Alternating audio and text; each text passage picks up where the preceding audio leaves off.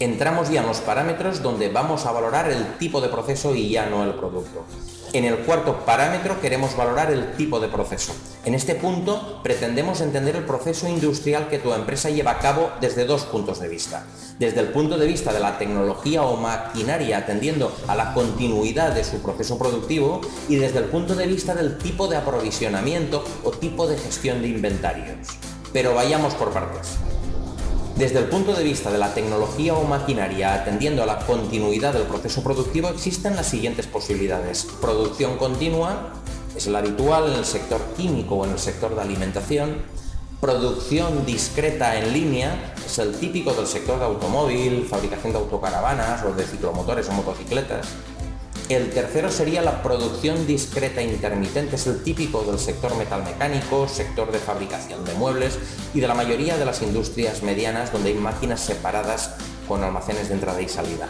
El cuarto sistema atendiendo a la continuidad sería por proyecto con producción discreta o intermitente. Normalmente es para aquellos procesos de fabricación de máquinas a medida o muy adaptadas, moldes, matrices, mobiliario contract, para colectividades o para hoteles. Y por último, el quinto sistema sería por proyecto especial.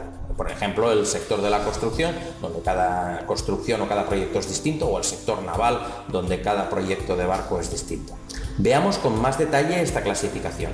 Cuando hablamos de método por producción continua, es el típico del sector químico, del sector de alimentación, donde el flujo de producción es constante, es continuo. De manera que no hay operaciones ni manipulaciones intermedias dentro del mismo proceso. Entran materias primas al principio y salen a la misma velocidad productos de venta o terminados al final de la línea. Cuando hablamos de producción discreta en línea, es el típico del sector del automóvil o, como decíamos, autocaravanas o motocicletas. Generalmente operan en cadena, de manera que los productos fluyen o se mueven a una velocidad constante o continua entre las distintas operaciones desde el inicio hasta el final. Se llevan a cabo operaciones intermedias de manera sincronizada, que implican aporte de trabajo y de materiales en cada operación. Cuando hablamos de producción discreta intermitente, estamos hablando del típico sector metalmecánico, donde las máquinas están separadas. Hablamos de fábricas de muebles y de la mayoría de industrias pequeñas y medianas. En este caso son las piezas las que se transportan entre las máquinas, ya que no están estas máquinas alineadas y recorren de esta forma una ruta productiva. Dichas máquinas disponen de un almacén a la entrada de piezas y otro a la salida, y no están sincronizadas con otras máquinas anteriores o posteriores. Normalmente cada máquina realiza una operación y tiene una capacidad productiva diferente del resto de las máquinas. Cuando hablamos de fabricación por proyecto con producción discreta e intermitente, es el típico de la fabricación de maquinaria a medida o muy adaptada.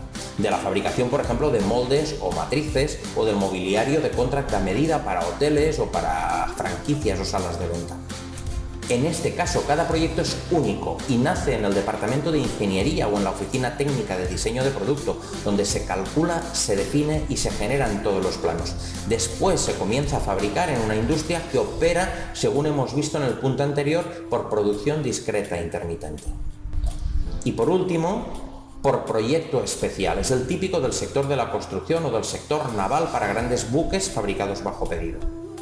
Aquí el proyecto comienza en una oficina técnica de ingeniería donde se calcula y se definen los requerimientos que son únicos para este proyecto y que se desarrollarán con planos de despiece, se calcularán los costes de la construcción, las necesidades de materiales, las operaciones que se llevarán a cabo.